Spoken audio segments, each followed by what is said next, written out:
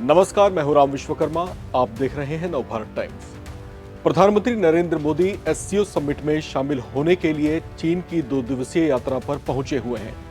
लेकिन इस यात्रा के इतर प्रधानमंत्री मोदी और शी जिनपिंग के बीच एक लंबी बैठक चली है। बैठक में बहुत सारे मुद्दों पर डिस्कशन हुआ, बहुत सारी चर्चाएं हुई, बहुत सारा विचार विमर्श हुआ। बहुत सारे ऐसे मसले, बहुत सारे ऐसे विषय भी थे जिस पर आपसी सहमति बनाने के लिए या फिर एक राय होने के लिए दोनों नेता आमने सामने बैठे हुए थे। इन्हीं कुछ मुद्दों में से एक मुद्दा ऐसा है जो लंबे समय से, या कह लीजिए कि पिछले कई दशकों से भारत और चीन के संबंधों में दरार पैदा करने की वजह बनता रहा है। वो विषय है LAC, जिसको हम कहते हैं लाइन ऑफ एक्चुअल कंट्रोल, या फिर मैकमोहन की वो रेखा जिसे चीन हमेशा से नकारता आया है, उसको स्वीकार नहीं करता। इसी वजह से, उसकी विस्तारवादी नीतियों की वजह से भारत और चीन के बीच अक्सर गतिरोध रहते आए हैं। ये गतिरोध साल 2020 में तब बढ़ गए थे जब चाइनीज आर्मी के जो सोल्जर्स थे वो इंडियन टेरिटरी को इन्फिल्ट्रेट करने की कोशिश कर रहे थे, भारतीय सीमा में घुसने की कोशिश कर रहे थे। 5 सालों तक हमने देखा किस तरीके से भारत और चीन के बीच में विवाद गहराता ही चला गया। दोनों देश किस तरीके से आमने सामने आकर खड़े रहे, ये भी पूरी दुनिया ने देखा। लेकिन अचानक से कुछ ऐसा हुआ जिसने जियोपॉलिटिकल नेचर को ही बदल करके रख दिया। डोनाल्ड ट्रंप अचानक आते हैं और वो एक चाबुक चलाते हैं जिसको हम कहते हैं टैरिफ। इस टैरिफ का वार सबसे पहले करते हैं चीन के ऊपर और फिर यही चाबुक चलाते हैं हिंदुस्तान के ऊपर, ये आरोप लगाते हुए कि हिंदुस्तान किस वजह से रूस के साथ व्यापारिक संबंध स्थापित किए हुए है और क्यों भारत रूस से तेल का सौदा करता है। ये बात डोनाल्ड ट्रंप को हजम नहीं हो रही थी। डोनाल्ड ट्रंप ने ये बताने और गिनाने की कोशिश की कि जो रूस यूक्रेन के साथ युद्ध में उलझा हुआ है, आखिर हिंदुस्तान उसका साथ देकर और उससे तेल का व्यापार करके उसे आर्थिक सहायता क्यों पहुंचा रहा है। भारत पर लांछन लगाने की भी कोशिश की गई, लेकिन भारत, जिसकी अंतर्राष्ट्रीय नीति ही तटस्थ नीति है, गुटनिरपेक्ष नीति है, उसने बार बार ये बताने समझाने की कोशिश की कि हम किसी के दबाव में झुकते नहीं हैं, क्योंकि हम अपनी नीतियों पर चलने वाले देश हैं। हम किसी को क्षति नहीं पहुंचाते, हम किसी की हानि नहीं चाहते। प्रधानमंत्री नरेंद्र मोदी ने वैश्विक मंचों पर बार बार इस बात को दोहराया। लेकिन हम कहते हैं ना कि जब कोई एक्शन होता है तो उसके रिएक्शंस भी होते हैं, और इस बार जो रिएक्शन हुआ वो बड़ा पॉजिटिव हुआ। डोनाल्ड ट्रंप ने जिस तरीके से टैरिफ का चाबुक चलाया, उसका एक पॉजिटिव इंपैक्ट ये हुआ कि दोनों ही देश, यानी चीन और हिंदुस्तान, दोनों ही इस चीज से त्रस्त थे और फिर दोनों ही इसी वजह से करीब आ गए। चीन को अगर हम देखें तो इस बदलते जियोपॉलिटिकल नेचर में चीन ने अपनी जो सोच है और हिंदुस्तान को लेकर के उसकी जो पॉलिसीज रही हैं, उसको हालिया समय में उसने काफ़ी हद तक मोल्ड करने की कोशिश की है, उसे फ्लेक्सिबल करने की कोशिश की है। और प्रधानमंत्री नरेंद्र मोदी जब चीन की यात्रा पर पहुंचे तो हमने वो पूरा घटनाक्रम देखा, किस तरीके से उन्हें ग्रैंड वेलकम दिया गया, रेड कारपेट वेलकम दिया गया। वहाँ पर सांस्कृतिक समारोह हवाई अड्डे पर ही आयोजित किए गए। इंडियन डायस्पोरा के लिए खास तौर से इंतजाम वहां पर किए गए थे। यानी पूरा का पूरा चीन एक तरीके से प्रधानमंत्री मोदी के आगमन से गदगद दिखाई दे रहा था।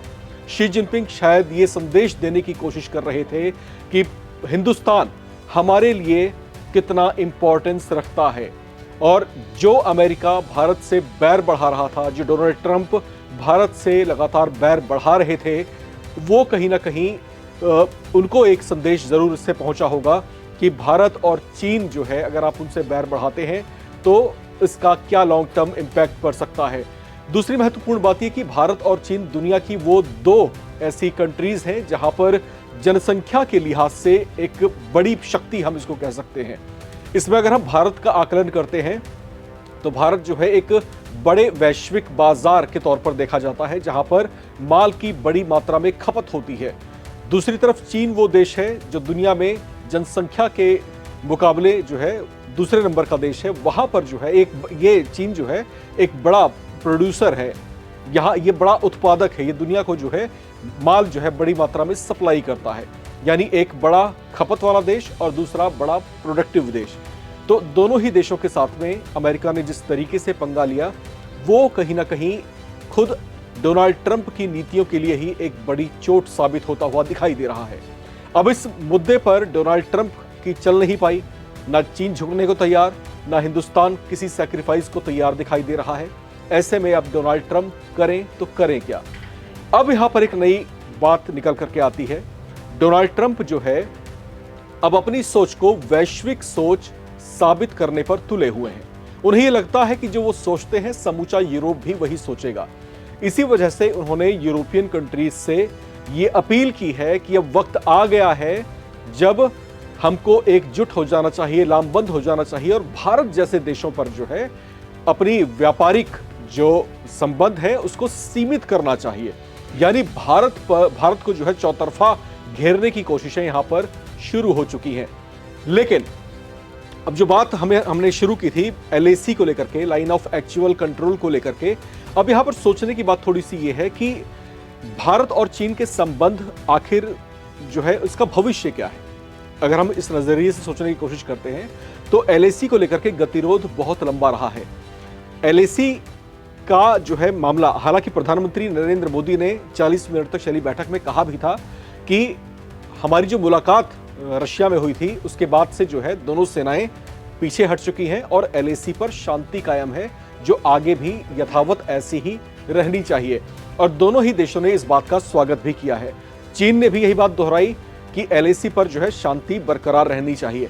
लेकिन क्या ये जो है कोई इसका स्थायी समाधान है? ये थोड़ी सी सोचने वाली बात है, क्योंकि शांति रहना और यथास्थिति को बरकरार रखना ये कोई स्थायी समाधान नहीं है। लेकिन स्थायी समाधान हो क्या सकता है? भारत की अपेक्षाएं हैं कि चीन जो है मैकमोहन को जो है औपचारिक मान्यता प्रदान करे और उसको स्वीकार करे। लेकिन चीन की जो है अपनी विस्तारवादी नीतियां नहीं है जिसके लिए वो दुनिया भर में बदनाम रहा है। चीन वो देश है जिसके साथ 14 देशों की अंतर्राष्ट्रीय सीमाएं लगती हैं और इसमें से आपको जानकर ये दिलचस्पी होगी कि इन 14 देशों में से बहुत से देश ऐसे हैं जिसके साथ उसके जो है बॉर्डर डिस्प्यूट्स चल रहे हैं। उसमें से हिंदुस्तान भी एक देश है। भारत ये चाहता है कि हम जो है मिलकर के रहें, लेकिन इस शर्त पर कि आप हमारी जो संप्रभुता है उसको लांघने की आप कोशिश नहीं करेंगे, आप हमारी सीमाओं को किसी भी तरीके से लांघने की कोशिश नहीं करेंगे। क्या विस्तारवादी चीन इस बात को स्वीकार करेगा? क्या हिंदुस्तान की इस बात को कभी वो स्वीकार कर सकता है? ये बड़ा सवाल है। तो यहां पर जो है एक चर्चा यहां पर उठ खड़ी हुई है कि क्या आमने सामने मेज पर बैठ करके इस बात का डिस्कशन करना और ये दुनिया को दिखाना कि हम मित्र देश हैं, लेकिन बॉर्डर डिस्प्यूट्स के मसले पर यथास्थिति को ही कायम रखना और आगे इस पर किस हद तक बात हो सकती है या फिर बातचीत का नेचर भविष्य में क्या हो सकता है, इस पॉइंट ऑफ व्यू से भी अब शायद बातचीत के दरवाजे नए खुल सकते हैं, ऐसी अपेक्षाएं की जा रही हैं। हालांकि दुनिया भर के बुद्धिजीवी ये भी मानते हैं कि ये इतना सरल नहीं है। क्यों नहीं है, इस पर हम तमाम पहलुओं पर फिर से आपके बीच हाजिर होते रहेंगे। फिलहाल इस रिपोर्ट में इतना ही। देखते रहिए नवभारत टाइम्स।